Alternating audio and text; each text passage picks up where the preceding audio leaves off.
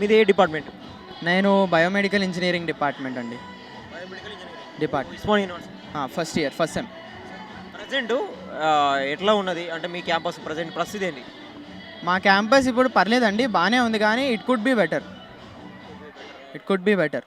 మరీ దరిద్రంగా ఏం లేదు కానీ బాగుంది. టీచింగ్ కానీ అన్నీ బాగున్నాయి, కానీ ఇన్ఫ్రాస్ట్రక్చర్ డెవలప్ అవుతే మాత్రం ఇంకా బాగుంటుంది. ఇప్పటివరకు మీరు ఎదుర్కొన్న సమస్యలు ఏంటి ఇప్పటివరకు? ఇప్పటివరకు ఎదుర్కొన్న సమస్యలు అంటే పవర్ అవుటేజెస్ అండ్ వాష్రూమ్స్ కొంచెం, అండ్ కాలేజ్ లోపల తిరగడానికి ఇన్ఫ్రాస్ట్రక్చర్ లేదు. Electric buses or electric autos ఏదో అని ప్రపోజల్ ఇచ్చారు. ఫస్ట్ క్యాంపస్ కానీ administration block. Blocks to blocks కానీ అది నడవడం అండ్ నీడ ఉండడం కానీ అది కొంచెం తక్కువ. అండ్ కొంచెం బెటర్ ఉంటే బాగుండేది. ఇప్పుడు వీళ్ళు పెట్టిన ప్రపోజల్స్ ప్రకారం ఛాన్స్ ఉంది డెవలప్మెంట్ అవ్వడానికి.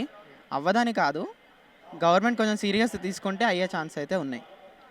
ఇప్పుడు ముఖ్యమంత్రి గారు స్వయంగా రావడము మీకు ఎట్లా అనిపిస్తుంది? చాలా ఏళ్ళ తర్వాత ముఖ్యమంత్రి ఉస్మానియాకి వస్తున్నారని విన్నాను.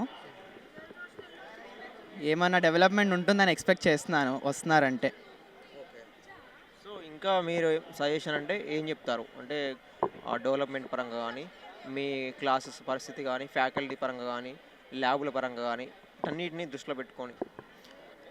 ల్యాబుల పరంగా అంటే కొంచెం ఎక్విప్మెంట్, కొంచెం న్యూయర్ ఎక్విప్మెంట్ ఉంటే బాగుంటుంది. తర్వాత సేఫ్టీ పరంగా అయితే అన్నీ ఉన్నాయి, కానీ కొంచెం బెటర్ ఉండొచ్చు, ఎంతైనా బెటర్ ఉండొచ్చు.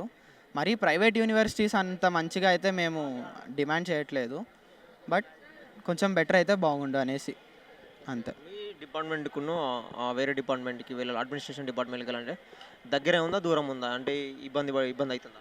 మా డిపార్ట్మెంట్ అండ్ పక్కన మేము ల్యాబ్స్కి వెళ్ళడం కానీ అవన్నీ బాగానే ఉన్నాయి. అండ్ దెన్ వేరే వాళ్ళు ఏమైనా షేర్ చేసుకున్నారా వేరే వేరే డిపార్ట్మెంట్ వాళ్ళు? మైనింగ్ వాళ్ళు కూడా ఇన్ఫ్రాస్ట్రక్చర్ బాగుంటే బాగుండు అని చెప్పారు అంతే.